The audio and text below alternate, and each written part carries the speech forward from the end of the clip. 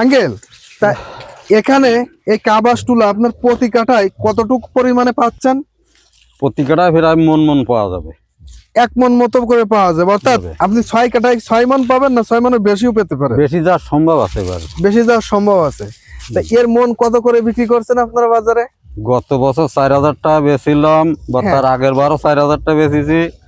আর এইবার কি বছর এখনো দাম ফেলাইনি, এবছর এখনো আপনারা বাজারে উঠাননি না। অর্থাৎ গতবারে 4000 টাকা আপনারা বেচছেন, সেই তুলনায় তো এবার সবকিছুর দাম, তো আশা করছেন কি?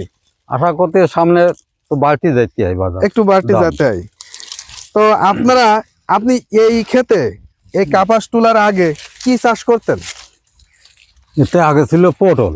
পটল। তা অন্য চাষের থেকে কি এই কাপাস তুলায় লাভ বেশি? অন্য চাষের থেকে এটা লাভ আছে, এই জন্য এখন এই চাষের দিকে আপনারা ঝুঁকছেন।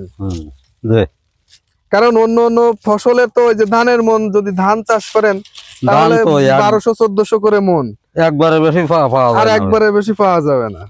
আর এখানে এই কাবাস তুলা উঠানোর পরে কি চাষ করবেন? এটা ওঠানোর পরে বরবটি লাগানো যাবে, নইলে তিল বোনা যাবে।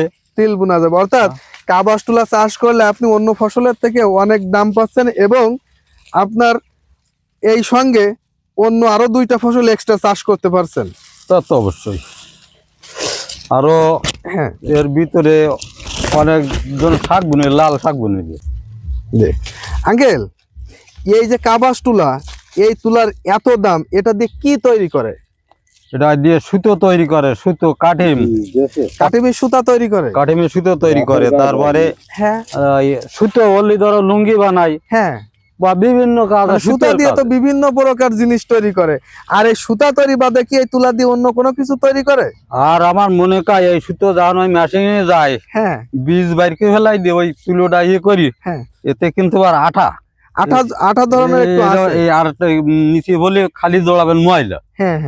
তাই ওই যখন ওই সব বীজ বাইর করা যায়, তখন আমার মনে হয় যে ডাক্তার গিয়ে ব্যান্ডেজ করে না, ও তৈরি হয় এই দি, ওই তুলাও এই তুলার থেকে তৈরি করে। হ্যাঁ, আমিও সেটা ধারণা করছিলাম অল্প একটু। তো আপনারা যাই হোক, এই কাবাস তুলার চাষে অত্যাধিক পরিমাণে লাভবান হচ্ছেন। এই তুলা আপনার কতদিন পর্যন্ত সংগ্রহ করা লাগে? আপনার প্রথমে এই যে যখন তুলা শুরু করেন, তারপর থেকে কতদিন পর্যন্ত? পৌষ, এই 3 মাস তুলতেছে, এখন গাছে ফল এই পরিমাণ আছে।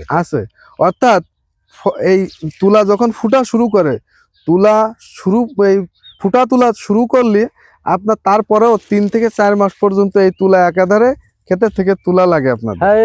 যে বছর তুলতে চাই ফাটবে আর তুলবো,